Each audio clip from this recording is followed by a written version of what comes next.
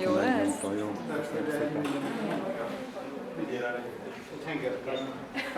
De van itt bőven sorra, nem?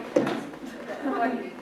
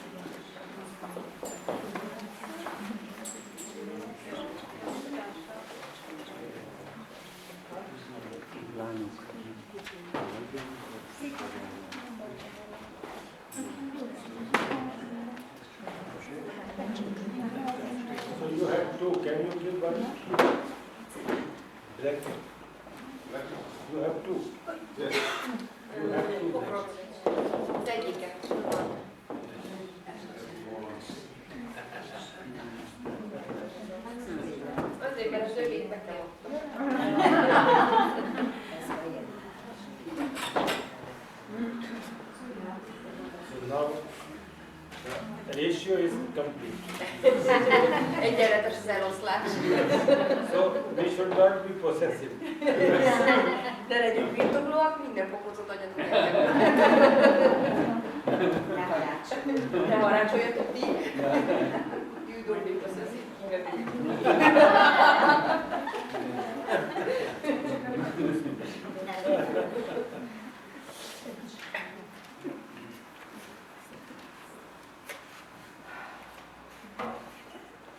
So this session is open for now question answers. Yes. Ez most egy ugyanolyan nyitott kérdésekre és válaszokra nyitott ülés, mint a tegnap esti. Úgyhogy ti jöttek a pályán. Yes. Én azt szeretném megkérdezni, hogy Európában most már régebben azért inkább férfi volt a jogi, vagy meg aki jogával foglalkozott, hogy egyre több van még Indiában, illetve hiszen 2007-ben hogy van ez most ilyen az arány, és állapot velük. Várjál, most nem értem, hogy Európában és Indiában, hogy ugye régen a jogaoktatók, vagy ezzel foglalkoztak, mindig férfiak voltak. Most már nálunk, meg nyugaton egyre több a nő. Hogy van ez Indiában, vagy például az intézetben, mivel foglalkoznak. So, as far as I know, traditionally yogis have mainly been men. And the ratio of people, especially now regarding teachers, who are getting involved in the yoga field is changing towards a more equal distribution between men and women. Here, what is the case in India, and especially in your institute? Now it is equal now.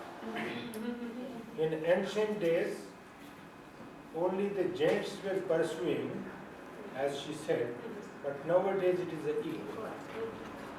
Ladies and gents all are coming. Ugyanez a helyzet ott is, hogy ma már gyakorlatilag kiegyenlítődött a pálya. Valóban hagyományosan leginkább férfiak járták a joga útját, de ez már változott. You mean the Indian, regarding the Indian, so the local people as well, not only the Westerners who come there? All. Indian women as well. Yes. Tehát, hogy most kérdeztem, hogy ugye az indiai nőkre is vonatkozik, nem csak az Indiába menő nyugati nőkre, és akkor mondják, hogy igen. And during this time, we had 90 students. Eddig 90 diákunk volt. 40 were the ladies and 50 were gents. És akkor 40 volt ebből hölgy, és 50 férfi, hát hogy úriember, nem tudom. És az úrinő. There is a joke between gents and ladies that to be a gentleman, then of course you have to be gentle. And he's asking what are the gentle women?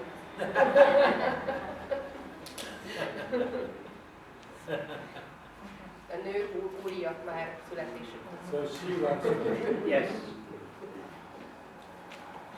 Azt szeretném kérdezni, hogy mit gondol arról, hogy milyen szerepe van a gyakorlás során egy gurúnak, illetve hogy szükséges ahhoz, hogy elérjük a végső megszabadulást egy gurú.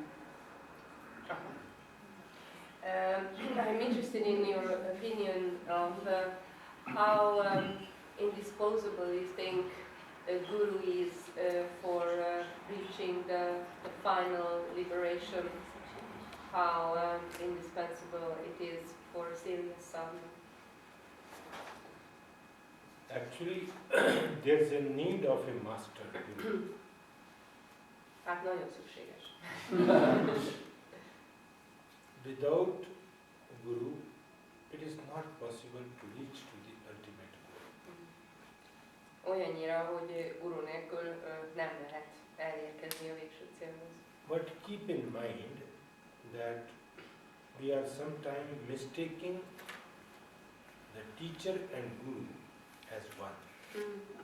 Fontos azonban figyelni arra, hogy gyakran összetévesztjük és egybemossuk a tanítót és a gurút.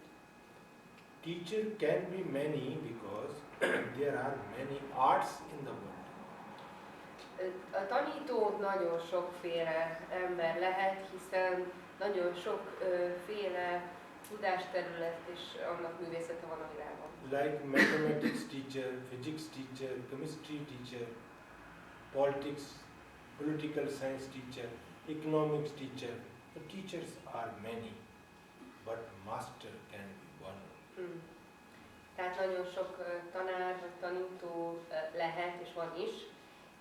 Mester azonban, igaz mester csak egy van. One who performs the rituals, we call him acharya.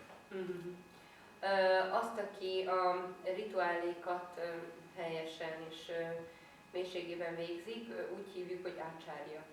But the master who initiates you to the inner journey, who initiates, he is said to be a master. De az a mester, aki beavat téged a belső utazásba, ő rá mondjuk azt, hogy ő guru. Ő az igazi mester. And one needs that master. És kiharthatatlan szükség van erre a bizonyos mester. But we should not worry so long you are not getting the master. Nem kell azonban aggódni addig, amíg nincs esetlegesen ilyen kézzelfogható mester. You continue and you should learn from the surroundings. Hanem folyamatosan tanuljunk a környezettől, mindentől és személyestől és személytelentől egyaránt. You learn from the tree, Fáktól, you learn from the earth, földtől, you learn from the sky, az égbolttól, you learn from the sun, a naptól, you learn from the nature, whatever is present. Bármiből, amit a természetben találkozunk. When you know Vivekananda, Biztos ismeritek Vivekananda nevét. his master Paramahansa, Ramakrishna Paramahansa. Ramakrishna Paramahansa was visiting Vivekananda in the beginning. Ugye az ő mestere, Paramahansa Ramakrishna, A tanítványi kapcsolatuk elején meglátogatta Vivekanandát. And Vivekananda was telling that this mad man is always visiting me and disturbing. Na jó, akkor még nem volt a tanítványa, és akkor mindenkinek mondta, hogy ez a bolond ember állandóan jön és meglátogat engem. So develop yourself. Reach to some state of mind and Guru will master will come. Úgyhogy addig is, amíg ennyit látunk a guruból, fejlesszük magunkat, érjünk el egy bizonyos tudatállapotot, és akkor egyszer csak eljön hozzá. And as the Ramakrishna Paramahans came to Vivekananda. Ugyanúgy, ahogy Ramakrishna Paramahans és eltökélten elment Vivekanandához. So we have to develop that kind of eligibility criteria. If you want to go to the university, you must be a graduate. Tehát egy ilyen választhatósági kritériumot kell magunkban kialakítani, akár csak mondjuk, hogyha az egyetemre mennénk, akkor kellene valami előtudással rendelkezni. So try to learn as much as you can and wait for the master. Master will come. If not today, tomorrow. Tehát próbáljunk tanulni addig is, ameddig csak lehet, és várjuk a mestert, a mester eljön, ha nem ma, hát holnap. If your efforts are sincere, if you are working, hard working, effort are sincere, you are totally devoted, master will come definitely. Ha az erőfeszítéseid őszinték, ha szorgalmas vagy, és a szíved teljesen odaadott, akkor nincs kétség afelől, hogy megérkezik a mester. What about a master who is not in the body?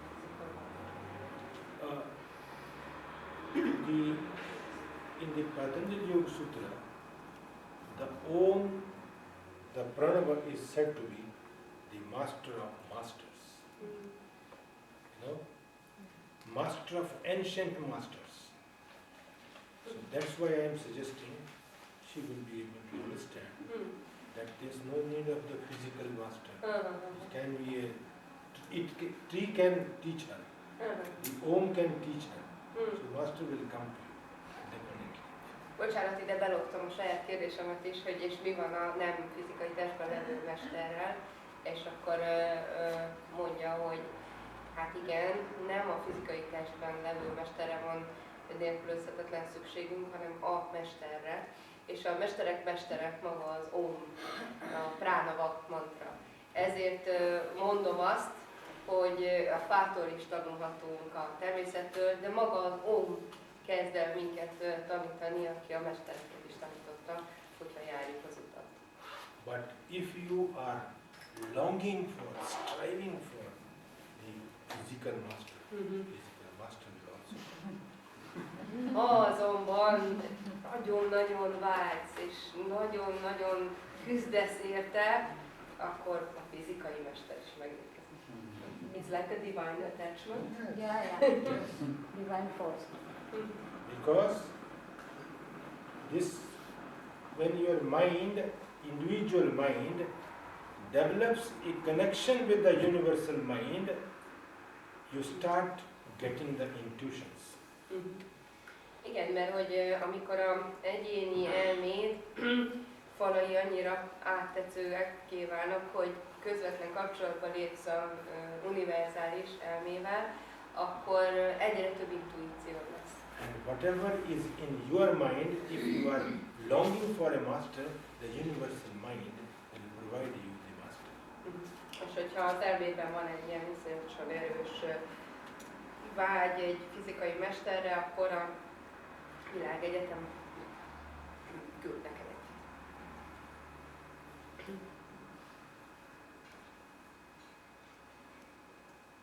Yes. Neki véljétek az elméleti kérdéseket. Szó volt a mai nap folyamán arról, hogyha valaki megbánt minket indulna, akkor ugye bocsásson meg neki, de mi van azzal, amikor úgy érezzük, hogy a múltban mi bántottunk meg valakit, és magunknak kell megbocsájtani, vagy van erre valami olyan módszer, gyakorlat, amivel ezt így könnyebben... Tehát, hogy jobb tudattal valamit kezdeni? Hát, hogy megbocsájtani önmagunknak, igen, és tovább volni. Today you mentioned that it's good to be able to forgive to those who hurt us, maybe even with really heavy things in the childhood. But what about the case when looking back into the past we realize that we ourselves have hurt someone? How can we deal with the guilt and how can we forgive ourselves to be able to go on? As you are forgiving the others, similarly you have to forgive yourself. Someone hurt you, you are forgiving someone. When you are hurt yourself, you can, or you have hurt someone, you should forgive yourself. And don't repeat the same in the future. Yeah, don't repeat the same.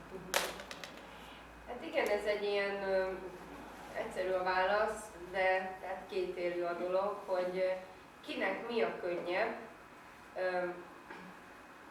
azt csinálja a másik oldalon is. Tehát ha mondjuk neked könnyű másnak megbocsájtani, akkor egyszerűen azt alkalmazd önmagadra. És lényegében az még fontos, hogy ne ismételjük. Tehát, hogyha olyasmiről van szó, amit mi követünk el, hogyha annyira belelátunk, hogy honnan fakad, és nem tudjuk haladni annyira, hogy ez többet ne forduljon elő, az a legnagyobb jótételi. And don't repeat the same in the Jövőben. Very, very simple. Egyszerű tulajdonképpen.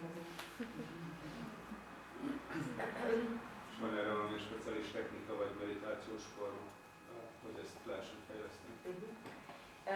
Is there any technique or meditation specifically addressed to developing and improving this capacity of forgiving? No. All techniques are developing the same forgiving capacity ability. So there's no. If you go through the one tantric text, you know this Vigyan Bhairav. This is a book, Vigyan Bhairav. This book gives you 120 techniques of meditation. 120 techniques. Any meditation, if it is not developing that ability to forgive someone, that is not the technique of meditation. Tehát nincs erre külön technika vagy meditáció, inkább fordítva van, minden ide tartozó technikának és meditációnak ezt a képességet fejlesztenie kell tudni, különben nem is igazi meditáció. Például ott van a Vijnana Bhairava Tantra nevű írás, abban 120 meditációs megközelítésből dögnek össze. I know it. Egyik sem külön erre célzott, de bármelyikük, hogyha nem éri el ezt a hatást, akkor nem is igazán jó. Published by There are many published, Many. The same book Many was published by publications, yes. different commentaries. Ugye, tehát ez az egyik ilyen fontos könyv a jóga tudománynak, a dharana és a meditáció kapcsán, és különböző kommentárokkal különböző kiadók adták ki, ugyanez a név, Vijnana Bhairava Tantra.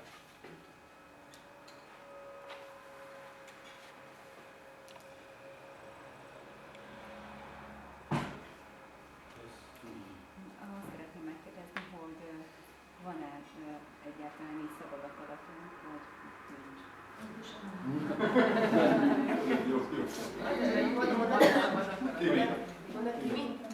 Kimi érdeklődik, hogy van egyáltalán szabad akaratunk, vagy nincs.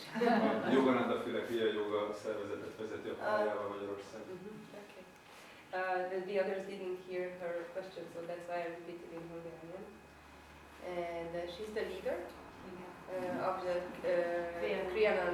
Kriya Yoga Institute here in belonging to Yoganatha. So she's asking, do we have free will or we don't as well? Yes. In Bhagavad Gita, Udret Atmana Atmanam. You have a will. Okay? But if you are blessed, then only your will can work. Otherwise not. So, Udret Atmana Atmanam. You can liberate yourself if you make effort. Then only he will come and help you. Otherwise not. So you should have this much will, you free will. Igen, tehát a rövid válasz az, hogy van. Kicsit bővebben az az, hogy van, de csak akkor működik igazán, zárójel, tehát akkor viszel minket egészen a megszabadulásig, hogyha meg van áldva. Magyarán, amíg nincs isteni áldás ezen a szabad akaraton, addig nem viszel a végső célig, de azért mozgósítható. És akkor mozgósítsuk úgy, hogy valahogy kiügyeskedjük azt az áldást, és akkor végigvisz minket az úton. Nothing can be achieved in this world without hard working. And hard working cannot be done without will. Hát semmit nem lehet elérni ezen a világon kemény munka nélkül, és a kemény munka pedig lehetetlen akarat nélkül. But we are misusing this ability towards the material side. De az anyagi oldal irányába elhajlunk és nehetetlenül használjuk ezt a képességet. We are willing, we are wishing to be a millionaire. We are willing, we are wishing to be a millionaire. This is a misuse of our ability. We don't wish to achieve the ultimate goal of yoga, but we want to be willing for the millions of money or whatever you call it. Tehát amíg az anyagi javakban akarunk megmilliómosodni, és hát lehet, hogy gondolatban azt hiszük, hogy nekünk legnagyobb célunk a megszabadulás, de az összes többi részünkben, ha nem ez a legerősebb, akkor lényegileg nem arra törekszünk. Nothing, even though you cannot perform any action without your will. Igen, tehát hogy az akarat nélkül semmilyen cselekvést nem tudunk végrehajtani. So you need your individual will. Tehát szükség van az egyéni akaratra. If this will is to achieve something from the material side, this is a negative part of the will. If you are willing to see the God, this is a positive side of the God. Igen, tehát hogy önmagában arra is használhatjuk, amiről az előbb volt szó, vagy arra is irányíthatjuk, hogy az akaratunkat, hogy Isten szemtől szembe látjuk. But what about the question of predestination? Predestination. There, this kriyaman karma. See, prarabdha karma, sanchit karma and kriyaman. You can change that. Igen, tehát azért egy kicsit szorítok a kérdésen, mi van a predestináció, az előre elrendeltség ügyével, és akkor van három fajta karma, prarabdha karma, sanchit karma and kriyaman. és a kriyaman karma. So the cycle can be broken with the help of kriyaman karma. I think it's nice to, if you say more about this, because it's interesting. Tehát, hogy ugye a prarabdha karma az a típus, amit az végigmegy, mint a tank, hát azt nincs, aki megállítsa, az már kilőtt, nyilvessző, kész vége. Viszont van olyan a többi típusú karmák közül, amin keresztül megszakítható ez az előre elrendeltség köre. Például ez a Kriyaman karma, és akkor most mondom, hogy erre még mondom. You have choice. You may choose this one, or you may choose this one. You have a choice.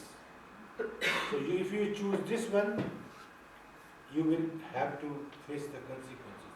If you choose this one, you have to face the consequences. It depends upon the choice. And so If this you is about choose the negative, if you choose the negative, if you choose the positive, depends. This is about Kriyaman Yes, karma. yes. Tehát ez a választás szabadsága, amikor tudatában vagyok, hogy a választásaimnak milyen következményei vannak, akkor ebben az értelemben tudatosan, és hát ilyen mondhatjuk szabadon teszem meg azt a választást, hogy tudván azt, hogy mihez vezet, hogy ezt vagy azt választom. So long the cigarette smoker or the drinking person, he has chosen this smoking and drinking. If he does not want, he cannot leave this habit. The day when he wants that I want to leave this, he can do it. He has to choose it. De vegyünk egy függő embert, legyen az dohányos, aki ugye rendesen függ, vagy mondjuk alkoholista, egészen addig, amíg, tehát ugye az, hogy ez a függése előállt, az ő választotta, és ő vitte bele magát.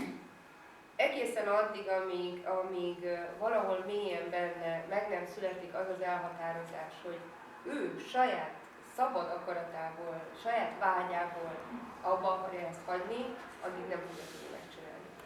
Amikor ez megszületett, akkor meg van esély. There is a saying in Hindi. Van egy mondás erre. The person who drinks what he says. Aki iszik, mit mond? जिंदगी जीने को दी तो जी मैंने. This life given to me and therefore I am living. मेरी किस्मत में लिखा था तो पी मैंने. It was written in my destiny and therefore I am drinking. Azt mondja, hogy hát kaptam ezt az életet, ezért élek. Az bele volt írva eleve a sorsomba, hogy én egy ilyen alkoholista leszek. Azért iszom. And मैं न पीता उसका लिखा गलत हो जाता. If I didn't drink, whatever is written, it will be a mistake of his, I will not fulfill his will. Yes. So I am fulfilling his will only by drinking. Igen. Azt mondja, hogy ha nem innám az asztal alá magam minden este, nem teljesíteném a fennvaló akaratát, mert ő ezt rótta ki rá. So destiny can be changed. There's no doubt about it. If it is not changed, then what is the use of this yoga? Tehát a sorsot meg lehet változtatni, efelől kétség nincs. Ha nem lehetne, akkor mire való lenne egyáltalán a jóga? But it can be changed only the future, not the past. De csak a jövőt tudjuk megváltoztatni, nem a múltat. And therefore, Patanjali says in the second chapter, 16 sutra, second chapter. Ezért mondja azt Patanjali a második fejezet 16. szutrájában. He says, Heyam dukham anagatam. Only the pain which is not yet come can be avoided. The pain which has come cannot be avoided. Hogy csak az a fájdalom előzhető meg, amely még nem érkezett el. Az a fájdalom, ami elérkezett, az már nem szüntethető, vagy nem előzhető meg. The pain nem kerülhető el. In the form of karmashe, which you have brought along with you, cannot be escaped. It is to be experienced. But you can avoid the future karmashe. future suffering, and thereby the future suffering. Tehát az a fájdalma, amit lenyomatként és megtapasztalandóként magunkkal hoztunk ebbe a testi töltésbe a karmasajánkban, az nem elkerülhető, az arra való, hogy végigmenjünk rajta, megtapasztaljuk. De az eljövendő testetöltéseink karmasajáját ennél kevesebbre tudjuk formálni.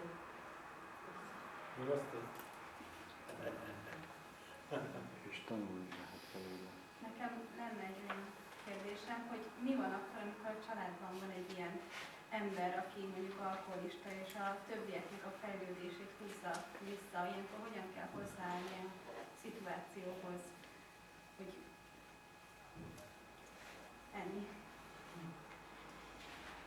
My question is, what if there is a person, like you mentioned, a drinker, an alcoholic in a family, who is seriously challenging the others, is pulling back their development? How should they relate to him? How should they deal with the situation?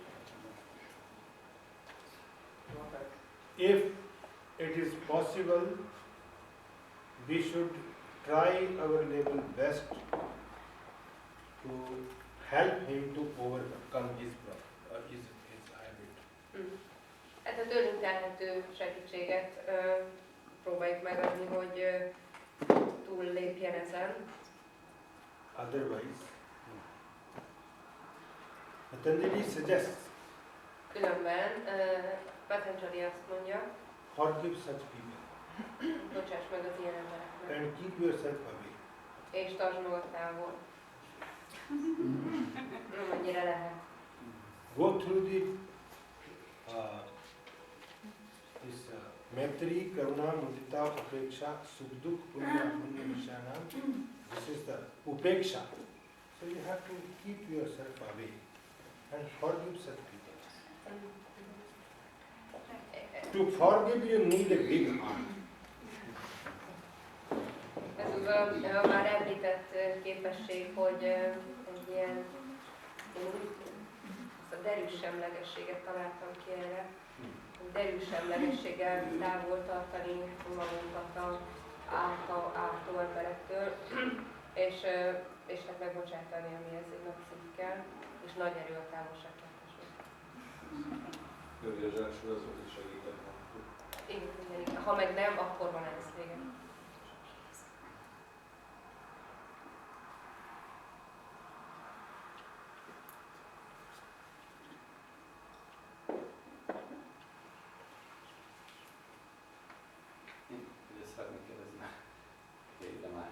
Hogy a biztosok mérték már a mély meditáció állapotában, illetve esetleg eljutott a szamádiig azok a gyakorlók, hogy milyen fiziológiás változások jöttek létre ebbe az állapotban, a szívműködés, légzés, vérnyomás, ilyesmi, van erről valami információ, hogy ezt ahogy mennek le egyre mélyebb szintekre, ez hogyan változik, hogy van esetleg valami tendencia. Fiziológiai mutatói annak, hogy mélyül a meditáció. Hát igen. I'm interested if you have, and probably you do, measurements about the physiological symptoms, so to say, of deepening meditation, eventually arriving to samadhi. And if you do have such measurements, what would these physiological symptoms be? Person, if he is in the meditative state, if you prick with a needle, if you prick the person, he will not have any reaction. Not even instant physical reflexes. No reflex. Physical reflexes No are. reflex. No reflex at all. Hát egy igazán mély meditációban lévő embert, hogyha tűvel megszúrsz, az hagyjál, hogy nem üt meg, de hogy nincs is ilyen fiziológiai reflex. Yesterday we have discussed, we have done an experiment on Lay Yog Samadhi and hypnotized person. Hypnotized person and the person who is in meditation. If you prick the hypnotized person, the reflex will be there. He will react. But the person who is really in the meditative state will never react. But he is aware. But there is no reaction. De például ugye ezek legtöbbször összehasonlító jellegű megfigyelések, hogy abból jobban látszanak a különbségek. És például ilyet is csináltak, hogy egy hipnotizált állapotban levő ember, és a szamádinak az egyik szintje ez a lány szamádi, egy ilyenben levő meditálót kötöttek, és a hipnotizált állapotban levőnél ezek a fiziológiás reflexek teljesen ott voltak, és automatikusan működtek, és a meditálónál nem, ami viszont egyáltalán nem jelenti azt, hogy ne lenne tudatában mindennek, ami történik. The person having the understanding of this life phenomena, if you abuse him, he may not react. But the person who does not have any idea about this life phenomena, if you abuse him, immediately he will react. Ez egy jó teszt. Tehát, it's a good test to see who is where. Tehát az, aki ebben az értelemben tisztában van az életnek, mint jelenségnek a lényegével, hát aki tisztán lát és ért, az, hogyha megbántják, tisztában van, hogy ez egy bántás, de nem reagál. Aki azonban nincs ezzel tisztában, azonnal visszareagál. Yesterday, when experiment was shown to you, he was a great doctor. He was not convinced that yoga can balance the emotions. You talked about this Yes, yesterday. Ugye tegnap említett egy ilyen nagy kétkedő tudóst, aki emlékeztek ott a orvosi konferencián, aki kételkedett benne, hogy az érzelmek milyen erős hatással lehetnek a fiziológiára. And he was talking like a man who has realized everything of this universe. És meg volt az ennek megfelelő egója, úgy beszélt, mint aki már minden titkát érti a világegyetemnek. So Swami Kumarananda just irritated him. You idiot, just Emlékeztek, hogy ott mondták, hogy utólag mondták meg neki, hogy cukkolták direkt, és Swami Kumarananda kicsit sértegette, hogy te idióta, meg kicsit. And took the X-ray of his stomach. És közben röntgenezték a gyomrát. And it was like a black clouds, you know. És aztán alaposan reagált az a gyomor. So in day-to-day life, Tehát a mindennapi életben, if suppose you are, if you are in India, you are driving the car. mondjuk Indiában vagy, és a kocsit vezet. And Mr. Chongi is also driving behind you. És mondjuk Chongi G mögötte szintén vezet. So you take a break immediately and Chongi's car dashes. Chongi lendülete halad, tudjátok. És véletlenül benyomsz egy féket, Chongi kocsia. And you do not know that this car is of Mr. Chongi. És hát gőzös sincs róla, hogy Chongi a kocsi. With angerness, come out of the car. Nagy dühösen kiszállsz a kocsiból. But when you see that he is Mr. Chongi, De amikor látod, hogy ott ül Chongi, okay, you will say, okay, no problem. if you are an Indian, if you are European. Éppen múlt kérdezetek. Szóval, ha So, indiai friends, vagy, akkor így történik. Ha európai, akkor nem biztos. So what we have to learn out of this, what we have to learn? Mit lehet ebből tanulni? So many things happening every day in our life. If you go on reacting, there's no chance. So try to avoid, don't react. And see the results. Your calmness and quietness will be maintained. Hát azt a tanulságot mindenképpen le lehet vonni, hogy nagyon sok minden történik velünk a mindennapi életünk során, és a legtöbb dolog azért reakciót hív maga után. És ha megpróbálunk nem reagálni, és figyelni a hatást, akkor elérkezhetünk oda, hogy tényleg kezünkbe vesszük az elménk nyugalmának kérdését.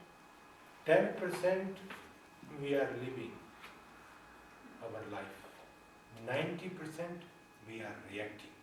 And therefore there is a problem. Átlagban az életünk 10%-át éljük igazából, 90%-át pedig automatikusan reagáljuk le, és ebből ez a nagy baj. And one who reacts does not know the life phenomenon. És aki mindig az automatikus reakcióiban cselekszik, az lényegileg nem ismeri az élet jelenségét. If you throw a stone in the small water, if you throw a stone in the small water, this water will. Huh? Yes. Tehát, hogyha bedobsz egy sekély vízbe egy követ, akkor a víz magasra felcsap. But the same stone, if you throw in the ocean, what will happen to the ocean? Ugyanazt a követ azonban, ha bedobod az óceánba, szerintetek mi történik az óceánnal? So the person who is in the meditative state, no reaction. Tehát abban a mélységben egy blúgy sincs. I think it's okay. Meghallottam a blúgyot.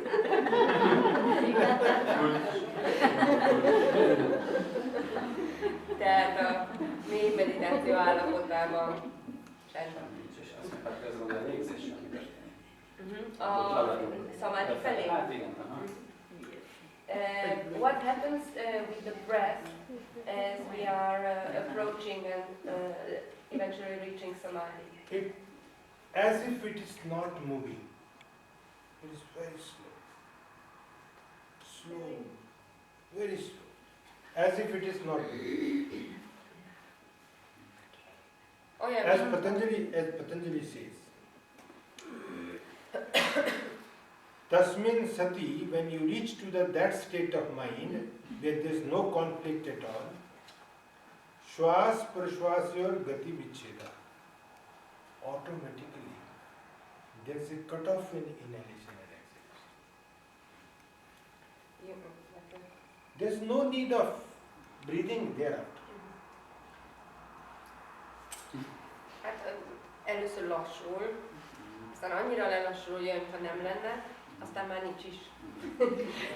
Mert hogy azt mondja Patanjali, hogy amikor elérkezel az elmének abba az állapotába, azt is említette, ahol már nincsenek korlátozások, szétválasztások, ott a légzésre sincs szükség, tehát meghaladódik a légzés, a külső fizikai légzés.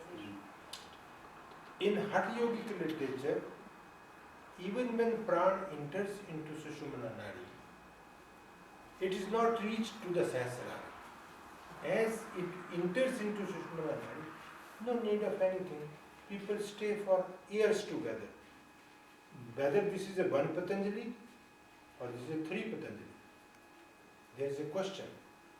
Patanjali has also written on Ayurveda. Patanjali has also written on Paniniya grammar. Patanjali has also written on yoga. Is it one Patanjali or three Patanjali? There is a question. Now, most of these scholars have reached to the point that this is one and the same Patanjali. Because these people, they do not need air to breathe when they go to that state of mind. They live 100 years, 200 years, 1,000 years. Okay? So it means you can stay without breathing when you approach the samadhi. Imádom ezt a történeti fejtegetést. Tehát, Whether it is convincing for you or not. I am convinced. He is totally convinced now. Szóval emlékeztek, hogy a légzésszámmal számoljuk a élethosszot. És akkor, tehát, hogy valóban, amikor olyan a szamádinak már azokban a mélységeiben tartunk, ahol mi is valaha, ott már nincs légzés. És például Patanjali kapcsán van egy ilyen kutatói kétség, hogy most akkor az egy Patanjali, vagy három Patanjali, aki írt a jógáról, írt az ajurvédáról, írt a Panininak a nyelvtanáról, szanszkrit nyelvtanról, ezek iszonyatos nagy lélegzetű munkák, szóval úgy, amit nem férne bele egy ember életbe. És akkor van, aki kitalálta, hogy tulajdonképpen ez egy Patanjali. Mégpedig azért, mert tényleg annyira megvilágosodott állapotban volt, hogy időnként ott elcsörgött a szamádiban, akkor megspórolta a légzéseit, és az ilyen emberek elérnek több száz vagy akár több ezer évig, mert hát beosztják az erre a testetöltésre megkapott légzésszámokat, úgyhogy kitalálták, hogy ez mind egy darab Patanjalinak a munkája. De így leszünk ezzel mi is. Mi a helyzet a szívveréssel, az is megáll? What about the heart? Does it stop together with the breath when the breath ceases? There is one person who is Bengali. He is living, I think it is 75 years old now. For the last 20 years, he is not eating anything except water. He is flexible. He is having the endurance to his muscles, everything. He has capacity to stop the heart rate. Heart, he stops. And it was experimented not in Lonavala, somewhere else, because it was reported on the TV. He was experimented and he had developed an ability to stop the heart at his will. As long as he wishes? Yes. So it can be done. Okay. Jó, mondom aztán, hogy szólítok. Hogy van egy bengáli emberke, aki az elmúlt 20 évben csak vizet iszik, semmit ételt nem vesz magához, és teljesen jó állapotban van, izmai is nem sorgadtak el, tehát minden nagyon rendben van. És hát nem Lonavalában, valahol máshol, ők a tévén látták ezt, végeztek vele ilyen kísérletet, és ott bebizonyosodott, hogy bármilyen hosszú ideig meg tudja állítani a szívverését, de le tudja állítani a szív működését. What to talk of this? If you go through the third chapter of Patanjali Yoga Sutra, you will find the different abilities, wherein the yogi can develop a different kind of mind, chitta. He can shift from one body to the other body. This can also be. We call it Parkaya Pravesh. And Shankaracharya himself did this. And this is the evidence available to us. Shankaracharya himself did this with a view to stop the demonic, Asuri Sampada. People were, so he took, the king was died and he entered in the dead body and then changed the whole kingdom. Something like that. So this is what is the concept, that parkaya pravesh, we can enter the body of others. Tehát a harmadik fejezetben, ha vele mélyedünk, áttanulmányozzuk, ott le vannak ezek írva. Tehát ugye most mi ilyeneket kérdezzünk, hogy mi van a légzéssel, mi van a szívveréssel, de ennek még nagyobb kiterjedései vannak, tehát a csittát, tehát az egész elmemezőt, minden belső képességünket, hogyha odáig fejlesztjük, akkor testet is tudunk váltani. Tehát el tudjuk mondjuk hagyni azt, amiben most lakozunk, és be tudunk lépni. Ugye Sankaracharjáról is mesélik, hát sok legenda van róla, ez az egyik, hogy ő maga megcsinálta, az eredeti Sankara, hogy volt egy királyság, ahol a démonok, az asszurák igencsak nagy szerephez jutottak, és a király, amikor meghalt, még frissen, akkor ő belépett a testébe, és ott rendet rakott a királyságba, hogy visszaálljon a rend. És aztán utána elhagyta a király testét, hogy akkor már mehet az útján. Tehát ő Sankaraként működött a király testében egy ideig. Ezek nyitva állnak mindannyiunk előtt. Hát Akkor általában, ahogy mélyül a tudatállapot, lassul a szívvelés, vagy ez így nem mondható el? So, can we say that there is a correspondence between the slowing of the heart rate and the deepening of the state of consciousness? Igen, feltétlenül van egy ilyen összefüggés. Mondja.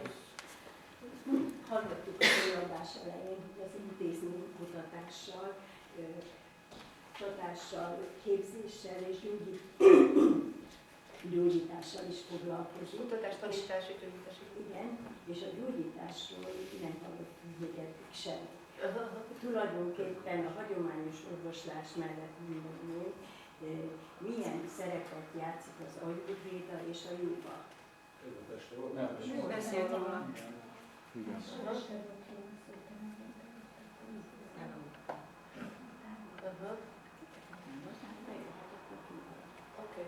So, Mindenről felvétel van, tehát filmre veszük az egészet, tehát meg fogjátok tudni nézni. She's asking a question that the others are saying that you have already talked about. If you want to say shortly something, nevertheless, she's asking about what is the role of yoga and Ayurveda in the healing part of the activities of your institution. But the others are saying that we've already talked about this. So. Ő is azt mondja, hogy már volt erről szó. És az ajurvédáról egy picit? We have Panchkarma of Ayurveda and also the naturopathy, and also we have yogic treatment, yogic therapy. So diet, this yoga therapy, the Panchkarma therapy, naturopathy, all together healing the person if he is suffering. This much can be said. Tehát igen, ezeket így együtt alkalmazzák a Ayurvédából elsősorban a panchakarmát, terápiát, a naturopátiát, szerintem így természetgyógyászatként lehet fordítani, és a jogikus kiegészítő alternatív terápiákat. És a diétet. És a étrendet, igen.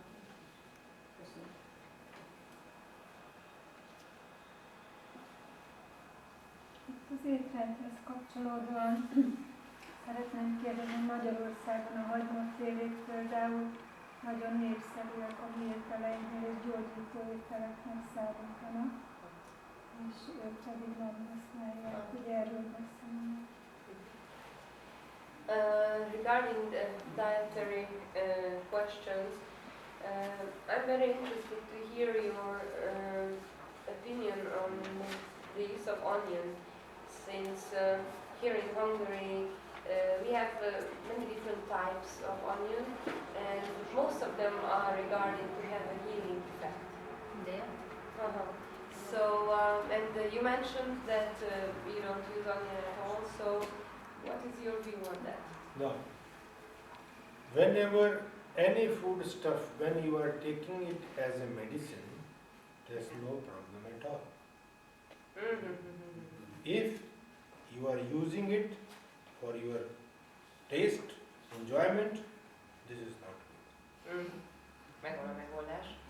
Tehát ugye azt mondja, hogy tulajdonképpen semmiféle étellel nincs baj, akkor, hogyha kifejezetten egy bizonyos célra gyógyszerként alkalmazzuk. A baj akkor van bizonyos típusú ételeknél, amikor csak pusztán az ízéért, és mondjuk áll, akkor is alkalmazzuk, amikor nincs rá szükség. Tehát ugye ez a hagymára is vonatkozik. Ismeritek a viccet? Hagyma. It's funny in Hungarian with the word onion, we can say, leave me alone.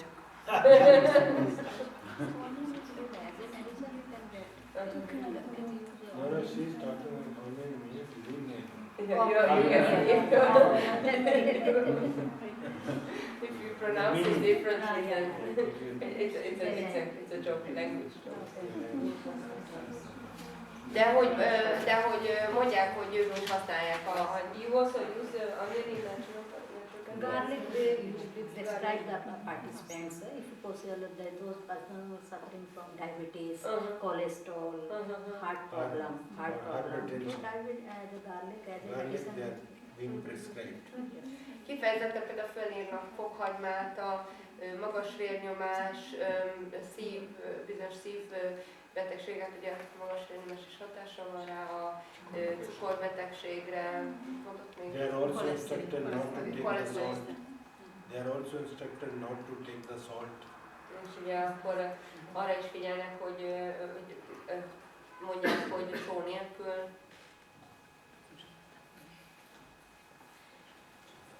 Szóval előfordulhatás gyógyszerként. So there's no question now. Kifogytatok a kérdésből? Hát Okay. itt most a ti sorotok, álljatok bosszút. Az lenne a kérdésem, hogy Európában egyre több fiatal pár köztük az, hogy nem jön össze náluk a gyermek, hogy ez így van a Indiában is. Van-e rá valamilyen kutatás, hogy miért, és hogy mit lehet ajánlani nekik, hogy lehet segíteni, hogy sikerüljön természetes úton. In Europe, more and more couples have the problem of infertility. And her question is whether this is the same in India or not, and whether you have any research going on, or do you know of any method that can help such couples to have children? Number one, this kind of things not only in Europe but also in India. Particularly nowadays in the IT sector. Particularly.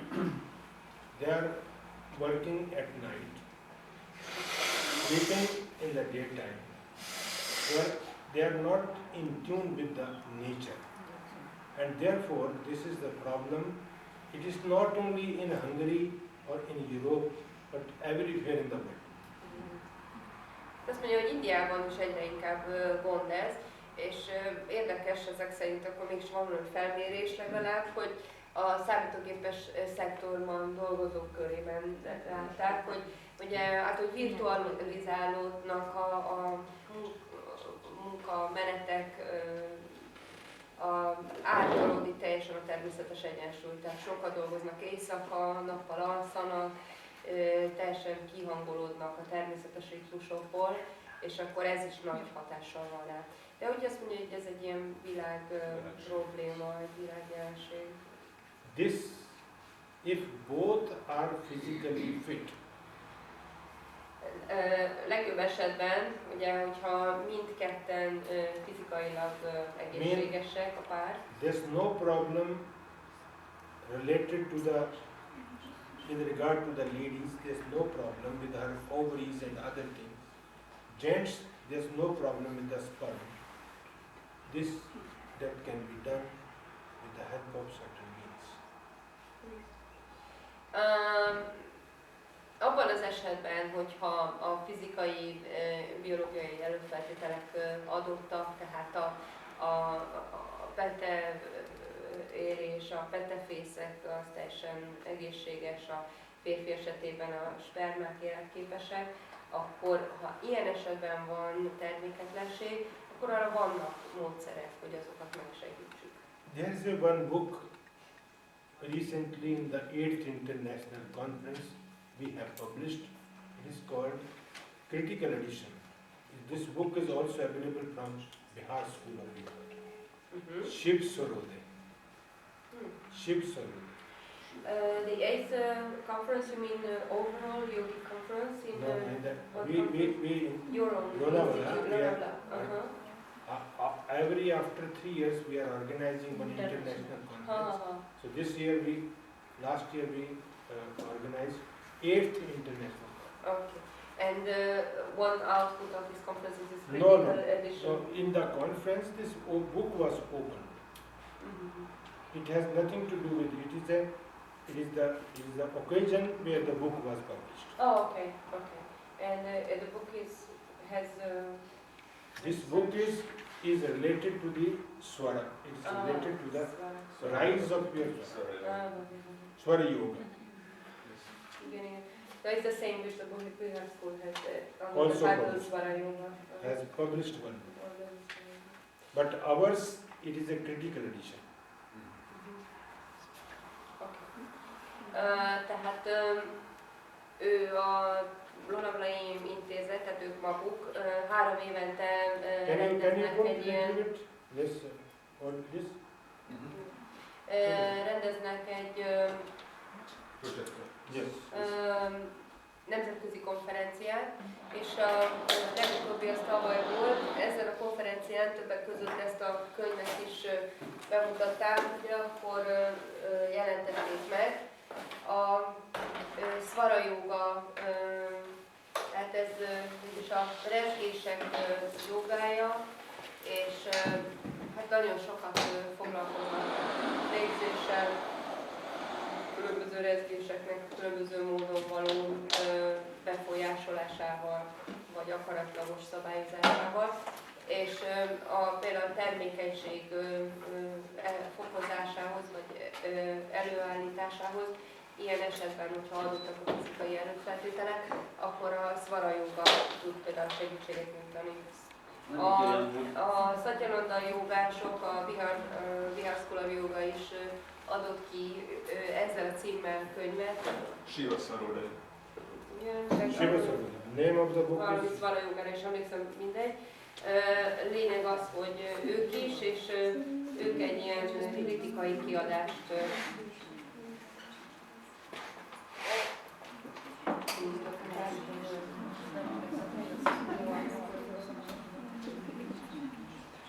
Nagy családosoknak az a tapasztalata, hogy nem naponta 3-szor, hanem 3 naponta egyszer. Aha! Ahhoz, hogy még több szülessen, vagy kevesebb? Több szülessen. Nem mindegy. Nagy családosok. He says that people who have extended family with a lot of children, they report that their experience is that instead of doing it 3 times a day, you should do it only once every 3 days. And then you have the exact amount of children. Köszönjük szépen!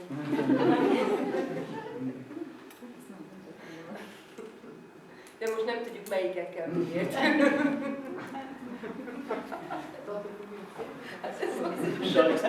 Most rosszul csinálom, vagy jól? Írd, ahogy akarod. Megkeresd.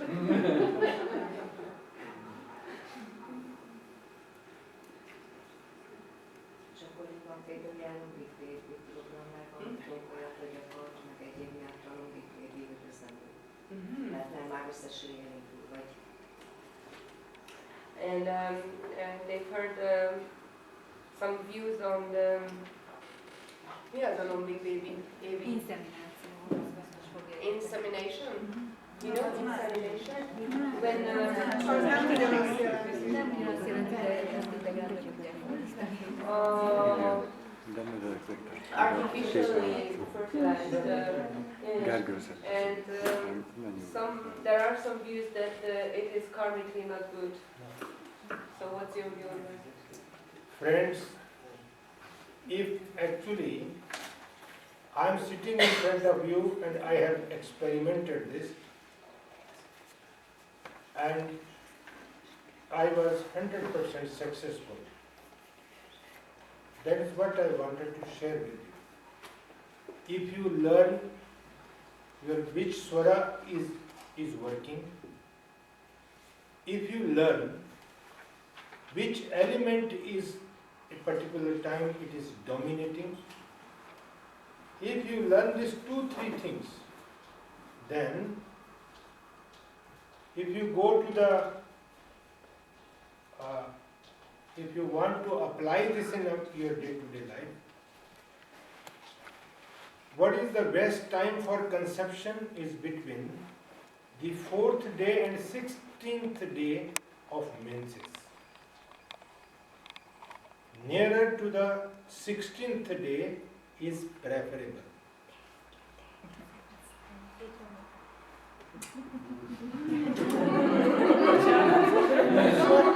The first 3 nights, this is a very serious matter.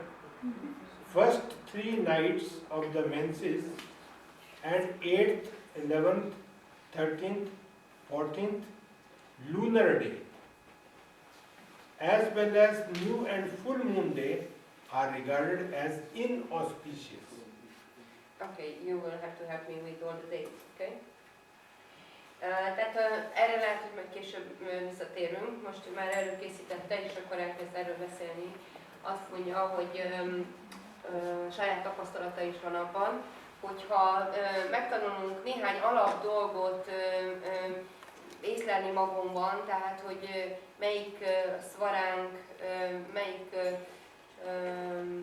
ornyírásunk, most mondjuk így röviden domináns éppen, melyik elem domináns bennünk éppen, meg néhány ilyen alap dolgot a felépítésünk kapcsán, úgyhogy ezt úgy mindig tudjuk, akkor hihetetlen sok mindent lehet ezzel elérni.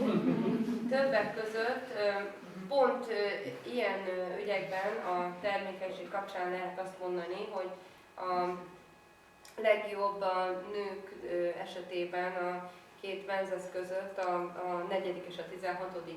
nap közötti időszak, minél közelebb a 16. naphoz. So closest to the 16th day, I got this far. What else were you saying? The first 3 nights of the menses and the 8th, 11th, 13th, these are the days. 14th lunar day, as well as the new full moon day. They are inauspicious, not auspicious. És ha valaki nem akarna, mert már túl sok van, akkor viszont azokat a napokat kell választani, amik a legkevésbé jótékonyak és tehát a legkevésbé termékenyek. Ez a menzesznek az első 3 napja, a 8., a 11., 13. és 14. Ezek holt hónapokban számolnak. We have to understand the 3 things: the right time, the right breath, and the right element. These are the 3 most important things. Dear friends, we have to accept. We are not going to this act with a view to get a issue. This is a sadhana. If it is done properly, the concrete result can be achieved. Tehát ebben az esetben 3 dolgot kell tudnunk.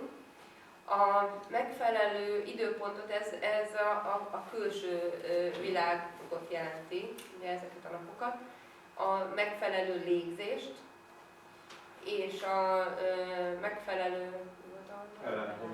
Így van, tehát hogy bennünk melyik ellen a domináns. És ez nem egy tudományos vitakérdés, ez kőkemény és szükségszerű szádana, aki ezt gyakorolja, következetesen az menthetetlenül eléri ezeket az eredményeket. Ugye érzékenynek kell lenni, hogy az orvosban, hogy a levegőt. If your right breath and earth element, or both earth or water element, should be dominant at that point of time when you are going this act to with a view to for this act. So this is needed. If you want the male child, your right nostril, these are the elements, they should be active at that point of time, then only you can. So if you go nights for the conception of male child and its effects. Fourth, after the menses, fourth day after the menses, if there is a conception, the child will be below average life and poverty. Average life, you mean life quality? Yes. Na, szóval ki van ez dolgozva rendesen? If it is the sixth day, average life. If it is eighth day, growth and wealth and power. If it is 12th, 10th day, shrewdness. Shrewdness will be there. The child will be shrewd. 4th day, 12th day, around goodness. 14th day, good qualities and power. 16th day, good qualities, wealth as well as power. This is what is. Don't understand? No, but She will understand. She will make you understand. Szóval a elemek tekintetében a legjobb, hogyha a föld vagy vízelem domináns, amikor gyermeknemzés céljával szerelmeskedik a pár. És attól függően, hogy fiú vagy lány gyermeket szeretnének, be kell állítani, most vissza kéne esnem az előző oldalra, mert ott le volt oldva, hogy... A jobb a fiú. Tehát, hogyha...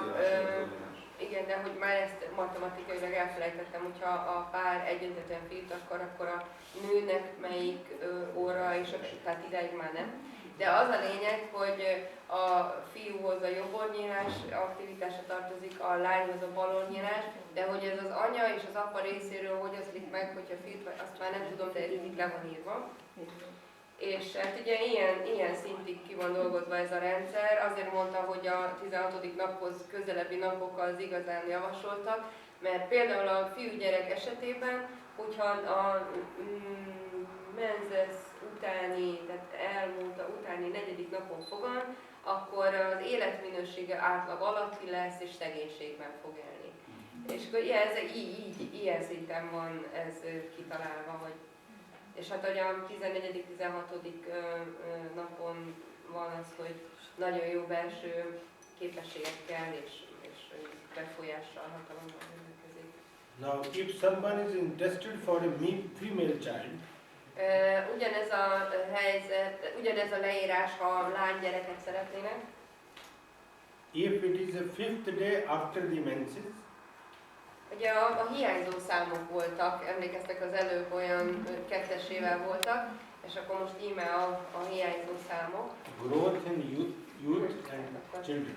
4. napon fiú, 5. napon lány lesz, de akkor például 5. napon fogant a lány, akkor a... 7th day, no full growth. What does it mean, no full growth? The child will not be grown properly. Like, so is it illness or... So he may be mentally retarded. Oh, okay. Tehát például a 7. napon fogan, akkor lehet, hogy fogyatékosan fejlődik, tehát hogy a fejlődése nem méri el a teljességet. So 9th day is growth in wealth and power. 9. napon akkor növekszik gazdagság, bőségben és If hatalomban. it is 11th day, unchaste character. Hogyha a 11. napon fogan, akkor tisztátalan, tehát hajlamos a jellemtelenségre, mondjuk így. After 13th is the destruction of family. Uramisten. Az pedig a család szétrombolása. On the 15th day, she will be a good wife of the long-lived husband. 15. napon jó felesége lesz egy hosszú életű férjnek, és a királynőhöz illő szerencsében része. Now this book claims a barren woman can also beget a child if during the Sushumna her right nostril is active, as well as the fire element is dominant. This is the experiment we can do. No, for my 2 children I have done according to this. So my elder one is son and the daughter. I would like to tell you the story when my daughter was born. Tehát ugye egy személyes történetet fogunk majd hallani erről a mondatról, ennek kapcsán, hogy a terméketlen nőnek is lehet gyereke, hogyha a szerelmeskedés alatt a szusumnája vagy a jobb ornyírása aktív, és hogyha mindeközben a tűzelem domináns. És azt mondja, hogy neki 2 gyereke született így, és most hallunk egy személyes történetet. So friends, I was in Dharamshala with Swami with a view to do the arrangement, because Swami Digambarji was suffering from a wound. It was gangrene. So we went to Dalai Lama's physician with a view to take his advice, his treatment. Tehát Dharamszalába mentek a Dalai Lamához, mert a Swami Digambarji gangleumja volt, hogy mi is Gangrene. It was a kind of cancer. Az egyfajta ráktól milyen sebet okoz a szenvedett, és ez ügyben mentek tanácsot kérni. So I was staying in Ashoka Hotel. Ebben a bizonyos Ashoka hotelben szálltam meg. I requested her to come to Dharamshala. Megkértem a feleségemet, hogy itt ülőt. In the evening we took bath and we went to the temple. Hogy jöjjön el velem Dharamszalába, este megfürödtünk és elmentünk a templomba. And it was decided, she was not ready in the beginning. She said that 1 child is sufficient. But I was not having in my sister, we are only 3 brothers, so I want a girl child. Eleinte I wanted to be a girl child. Nem állt erre készen, úgy azt mondta, hogy 1 gyerek elég, de az én családomban több gyerek van, és én nagyon szerettem volna egy lánygyereket. And as per this, the conception was made. És ezeknek a tudás alapján állítottuk a elképzelést. And when 27th December 1990, when my daughter born in a hospital, És amikor 1990. december 27-én a lányom megszületett a kórházban, the nurse lady came out of the operation theater. A ápolónő kijött a műtőszobába. And she said, it is a male, it is a boy, not girl. The child is not, the baby is male baby, not female baby. Azt mondta, hogy a baba egy fiú baba, nem egy lány baba. So I was a bit disturbed, where I have made a mistake. Úgyhogy engem fölzaklatott a dolog, hogy hol követtem el a hibát a nagy tervben. And one of my friend who was with me, he said, I am also having two boys. Leave it if it is not. No, that is not the question. This question is of the Shastra. If I have followed this in toto, it should work in toto. Egy barátom, akinek szintén 2 fia van, ő azt mondta, hogy hagyd, ez így is jó. A kérdés, ha jól értem, a Shastráról szól, tehát a Szentiratról, hogyha a tanításról, hát hogyha én ezt legutolsó apró elemét követem, akkor ennek működnie kell tökéletesen. Thereafter, the other lady came and said, please fetch some coffee, we have to give coffee to her. Utána jött egy másik hölgy a kórházban, és azt mondta, hogy megkérhetnénk, hogy hozzon egy kávét a feleségének. So I went to fetch the coffee, but I was totally disturbed.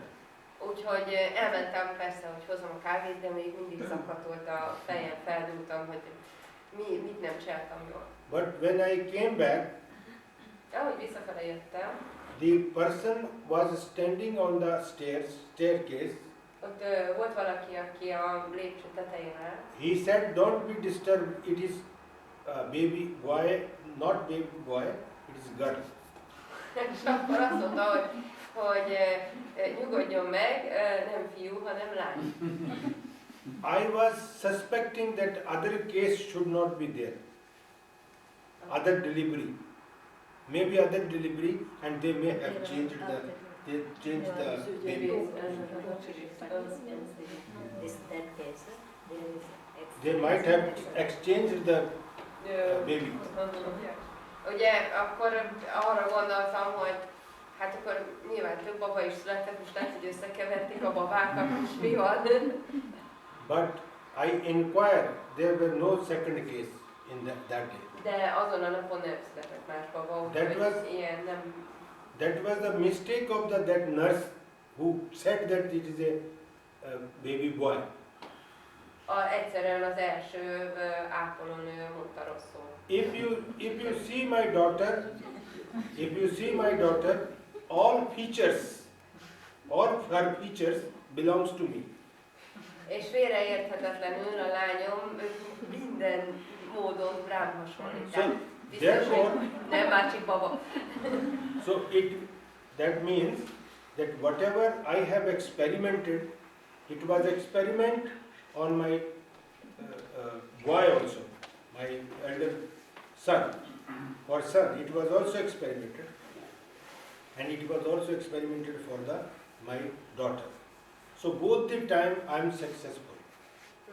So I would suggest that those who are interested, they should follow this in toto. If they fails to understand something, I may suggest to them by email or those who are interested. I am doing this in India also. Tehát a film esetében is lényegében felfogható egy sikeres kísérletnek szólnak ebben az értelmében, hogy alkalmaztam ezt a tudást, és tényleg működött. Úgyhogy bárki, akinek ez ügyben tanácsra van szüksége, esetleg írjatok, hogyha nem sikerül pontosan lekövetni a sásztrát, de hogy Indiában is szokott ilyen jellegű tanács. Ehhez érezni kell a szara minőséget az orban, nem? You have to be able to recognize the... It is a very simple, techniques are available there. Very simple, you have to take one mirror, just exhale.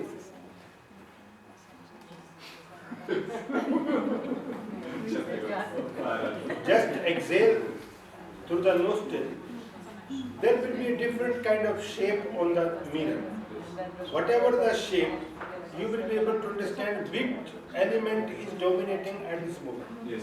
The second, you can settle, when you are calm and quiet, you can feel whether the air is coming by touching the upper part of the nostrils lower part of the nostril, middle part of the nostril, or it is moving. Yes. What is the, how the air is coming? Yes. On the basis of that also you can confirm. So this particular element is working. Quickly once you are in habit of understanding this, quickly you will be able to do it. Tulajdonképpen egyszerű So you have to go for laundry.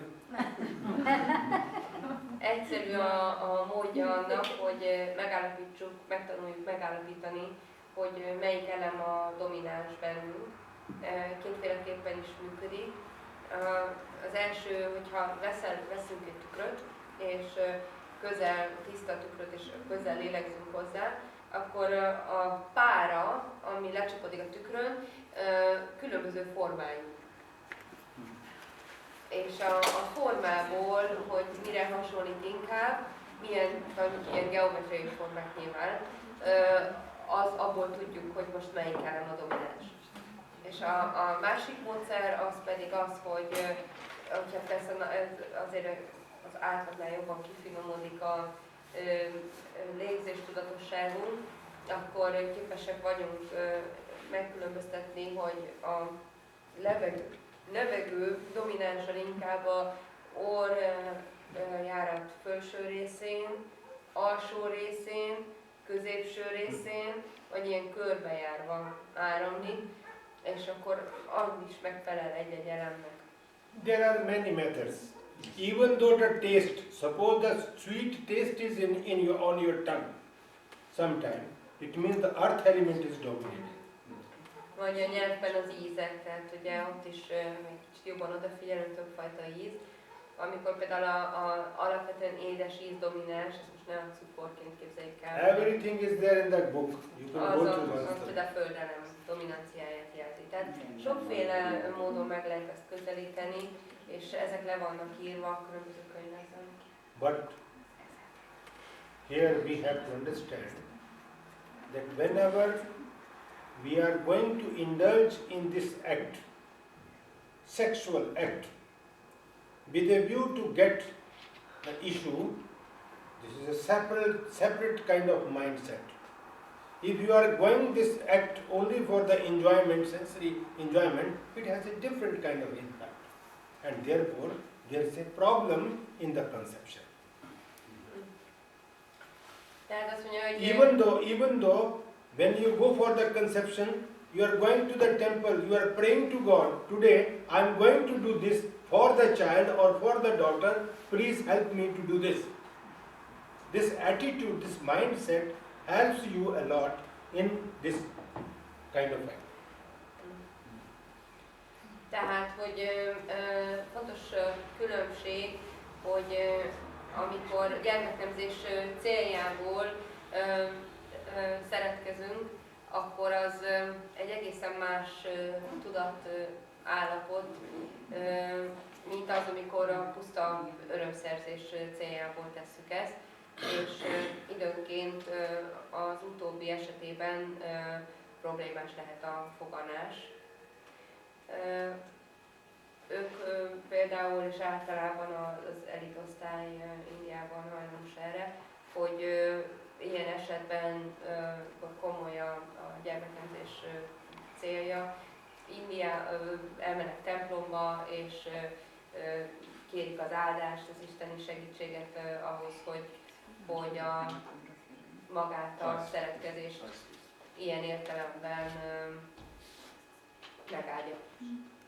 És ez nagyon hatékonyan tud segíteni, mondták. Ez ima.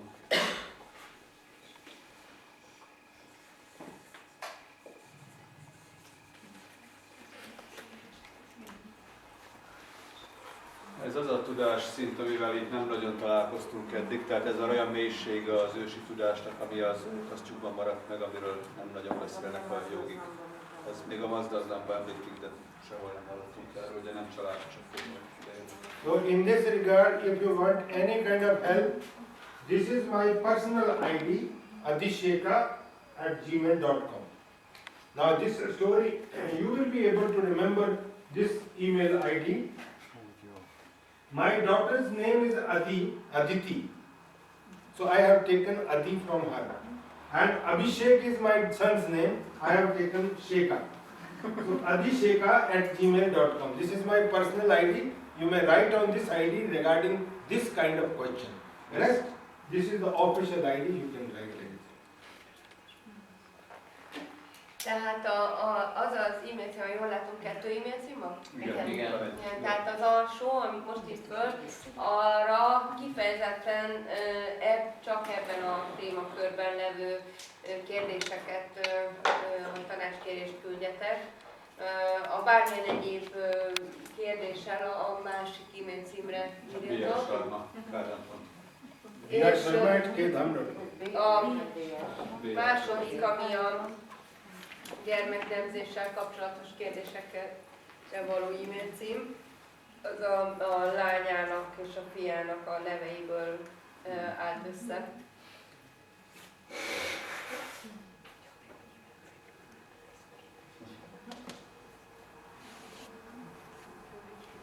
So, thank you very much.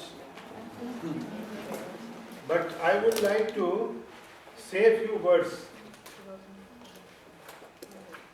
Azért egy búcsúzóval néhány zárószó. First, I would like to thank Mr. Chongi and Agiji because they are the catalyst. And now, thereafter, I could reach to you people only because of her. So I am very, very thankful to you for your fantastic translation. Even though she was not feeling well, in spite of that, she was here. So it is I prayed for her and God listened that. Whenever you are praying for others, God accepts your prayer. If you are praying for yourself, He may not listen to your prayer. So therefore, I am totally convinced that if you pray, I prayed for her because otherwise I will not be able to reach to the people of Hungary. Therefore, I prayed for her. So, thank you very much. I am full with my heart, and from the bottom of my heart, I would like to thank you all for everything. Thank you very much. Csongicsi és Ágicsi itt a nagy katalisták, a férfi és a női principium, és nagyon nagy köszönet illeti őket elsősorban, és gyorsan én is ide csatlakozom, mert tényleg nagyon valamiért azt mondta, hogy én is hibás vagyok abban, hogy ez létrejött ez a dolog, de hogy valóban nagyon betegen jöttem, és amellett, hogy Csongi és Ágica tényleg fáradtságot nem ismerően csodát műveltek velem, most megtudtam, hogy ő is imádkozott értem. És azt mondta, hogy egyértelmű, én voltam az eszköze annak, hogy úgyhogy emiatt, de minden esetre úgy érzem, hogy szívében fogadott, és hát nagyon örülök, hogy ti is ilyen türelemmel voltatok irántam, úgyhogy nagyon szépen köszönöm. És köszönöm. So, on behalf of you all, may the Maker of all make her life healthy, happy and peaceful, so that through her, the Hungarian people can learn the classical aspect of yoga. Azt mondja, hogy adassék, hogy egészségesen, boldogan és talán még teljesen is éljek, de csak nem csak úgy ingyen, hanem hogy mondjuk rajtam keresztül is a Magyarországon a klasszikus jóga bölcsessége megjelenhesse. Szeretnénk megköszönni dr. Sharma és a feleségének, hogy Mr. Sharma is also thanking you all. I would also thank you, Mr. Jongiji and Adiji. Because of them I am here. So I could meet to all people. So thank you very much. do your work with full faith, trust and awareness, and you can achieve your goal. Thank you very much. Köszönöm nektek, én is, Csongicsi és Ágicsi, és miattatok lehetek én is most itt, és találkozhatom veletek, és kívánom, hogy továbbra is végezzétek áldozatos munkátokat teljes hittel, szívvel és odaadással, és menthetetlenül eléritek a célotokat. Köszönjük szépen dr.Sharmának, és köszönjük meg, hogy itt voltak, köszönjük. És köszönjük, hogy megosztották azt a tudást, amit hoztak, amit velük rendelkeznek, és amit rengeteg emberek tudtak segíteni az intézetben. Szeretnénk ezt a tudást továbbadni és elterjeszteni, és ezért szeretnénk majd tovább építeni ezt a kapcsolatot, hogy és nagyon szépen köszönjük, és szerencsés hallgatódást kívánni. Thank you for both of you for having taken the trouble to come here all the way from India, and especially for sharing this precious knowledge which has been of so much help in India already through your work and through the institution. And we are dedicated to sharing this knowledge in the future and to be immersed more and more in it. So that's why we would like to make our connections with you and the institution stronger, ever stronger in the future. Thank you very much. Csongor, készítünk egy csoportképet? What about the group photo? Would you mind? Yes, yes. I would also like to take this. Hogy legyen? How to make De előre. Thank you so much. God bless you.